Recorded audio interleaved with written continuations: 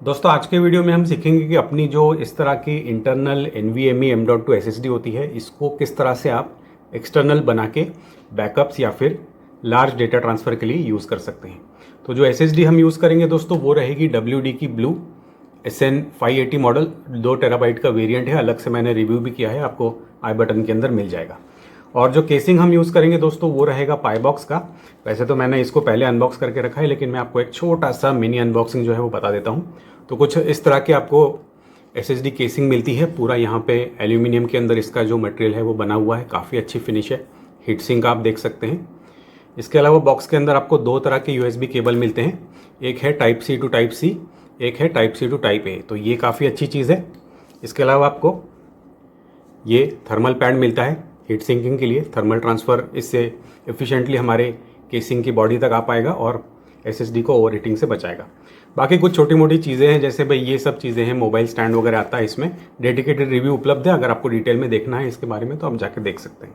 तो फटाफट इसकी जो मिनी अनबॉक्सिंग है वो हो चुकी है। आइए इसको हम इंस्टॉल करने का जो प्रोसीजर है वो सीख लेते हैं। और ये जो केसिंग है अपना, इसका सबसे अच्छा पॉइंट ये है कि इसको आपको लगाने के लिए कोई भी टूल्स वगैरह की ज़रूरत नहीं पड़ेगी, क्योंकि ये जो है पूरी तरह से एक टूललेस डिज़ाइन जो है वो हमें प्रदान करता है। तो यहाँ पे बटन बना हुआ है, ओपन लिखा है, देखिए। इसको प्रेस करके इस तरह से आप स्लाइड आउट कर लेंगे तो ये एल्यूमिनियम बॉडी निकल गई अलग से, और ये आ गया अपना केसिंग का अंदर का भाग। तो इसके अंदर अपने को लगानी है अपनी SSD। अब जो भी SSD लगाएंगे उसमें यहाँ पे ये नॉच बने होते हैं, की बोलते हैं इसको। तो ये की जो है वो आप प्रॉपरली इसमें देख लीजिए, यहाँ पे भी इस तरह का ये बना होगा, ठीक है। ये जो नॉच बना होगा उसमें आप इसके अंदर लगा दीजिए। ये देखिए ये लग गया। और उसके बाद में दोस्तों ये पाईबॉक्स का सबसे अच्छा फीचर क्या है कि यहाँ पे आपको कोई स्क्रू नहीं लगाना है। ये इस तरह का छोटा सा प्लास्टिक का लॉक मिलता है। तो ये लॉक जो है आपको अपनी जगह के पे इसको घुमा के लगा देना है। ये देखिए मैंने इसके अंदर फंसा दिया। अभी हम इसको ट्विस्ट कर लेंगे ताकि जो SSD है ये अपनी बाहर जो है वो नहीं निकलेगी। तो ये इसके अंदर बेसिक अपना इंस्टॉलेशन हो गया। अभी इसकी हम थर्मल ट्रांसफ़र बढ़ाने के लिए लगाएंगे इसमें ये heat sink pad, thermal pad. तो इसके ऊपर पन्नी लगी होती है, पन्नी को हमें जो है वो निकालना है। और इस पर फिंगरप्रिंट वगैरह जितने आप ना ही आने दें उतना अच्छा है। तो ये जो है इसका नीचे का सरफेस है, इसको मैं लगा देता हूँ इसके ऊपर। ये क्या करेगा कि SSD की जो भी हीट है इसको ये लेके जो मेटल बॉडी है एल्यूमिनियम की इसमें ट्रांसफ़र कर देगा। तो ये बॉडी जो है वो हीट सिंक का काम जो है वो करेगी। तो एक प्लास्टिक की पन्नी नीचे निकाल ली हमने, एक अभी हमने निकाल ली ऊपर वाली। तो ये हमने दोनों भी जो पन्नियाँ हैं वो निकाल देनी है। देखिए कुछ इस तरह से हो गया ये। अभी सिंपली ये जो है अपना इसको हमें लगा देना है वापस। तो ये देख लेना बटन यहाँ पे, इसको आप देख के लगा लीजिए। दोस्तों बाय द वे इस तरह की जो भी बेहतरीन NVMe SSDs हैं या इस तरह के जो SSD केसेस हैं, जो इंक्लोजर्स हैं, इन सभी चीज़ों के अफिलिएट बाइंग लिंक आपको वीडियो के डिस्क्रिप्शन, पहले कमेंट या फिर यहाँ पे आने वाले व्यू प्रोडक्ट सेक्शन के अंदर दिए हुए हैं। मेरे चैनल, मेरे काम को सपोर्ट करने के लिए मेरे अफिलिएट सेक्शन का उपयोग ज़रूर कीजिए। तो गाइस बन चुकी है अपनी एक्सटर्नल SSD। और ये जो चीज़ है इसको मंगाने के पहले दोस्तों मैंने क्या किया, जो रेडीमेड एक्सटर्नल SSD होती है उनके बारे में काफ़ी रिसर्च किया। उसमें 2-3 प्रॉब्लम ऐसे थे कि एक तो उनकी कीमत बहुत ज़्यादा थी, तो वो कॉस्ट में जो है वो बिल्कुल भी वर्थवाइल नहीं लगी मुझे।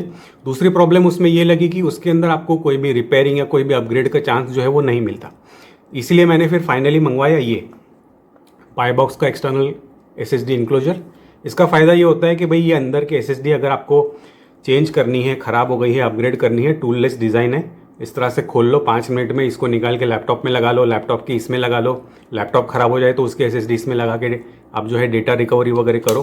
तो यहाँ पे मल्टीट्यूड ऑफ जो है वो आपको पॉसिबिलिटीज़, आपके वेरिएशंस जो है वो बढ़ जाते हैं। इसकी वजह से मैं हमेशा रिकमेंड करता हूँ आपके जो रेडीमेड जो ब्रांडेड इंटरनल SSD आती है या इस तरह की पोर्टेबल SSD आती है उसके मुकाबले आप इस तरह का केसिंग और NVMe SSD का कॉम्बिनेशन लगाएंगे तो आपके पास में बहुत ज़्यादा ऑप्शन जो है वो रहेंगे।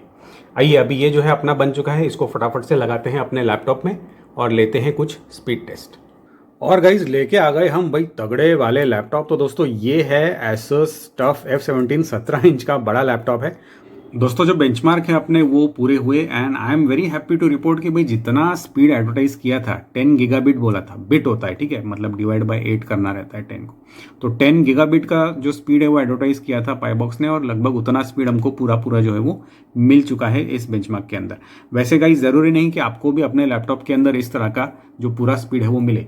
अब ऐसा क्यों और ये क्या माजरा है, आइए मैं आपको दूसरे लैपटॉप के ऊपर समझा देता हूँ।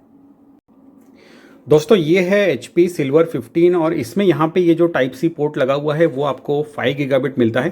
तो एक USB type C 5 Gbps port के ऊपर जिस तरह से आपको स्पीड मिलने वाली है वो मैं स्क्रीन के ऊपर डाल रहा हूँ, आप लोग इसको पॉज करके पढ़ लीजिएगा।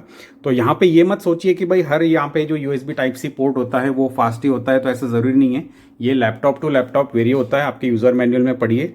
मैं देख रहा हूँ कि कई सारे ऐसे बजट कैटेगरी के लैपटॉप आ रहे हैं जिसमें टाइप सी पोर्ट तो होता है लेकिन वो 5 गीगाबिट का होता है।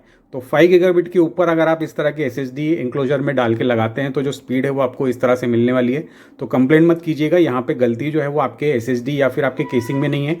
कई बार जो लैपटॉप के जो पोर्ट होते हैं वही जो है थोड़े से स्लो दे दिए जाते हैं, तो जो स्पीड है उसको आप इस तरह से एक्सपेक्ट कर सकते हैं। दोस्तों NVMe SSD को किसी भी टैबलेट या फिर मोबाइल फ़ोन में यूज़ करने के लिए सिंपली जो type C to type C cable है वो लीजिए और इसको कुछ इस तरह से कनेक्ट कर लीजिए। यहाँ पे अपना जो टैबलेट है या जो मोबाइल है उसके ऊपर इस तरह का एक पॉपअप आएगा। यहाँ पे जो मैं सॉफ्टवेयर यूज़ कर रहा हूँ इसका नाम है फाइल मैनेजर प्लस।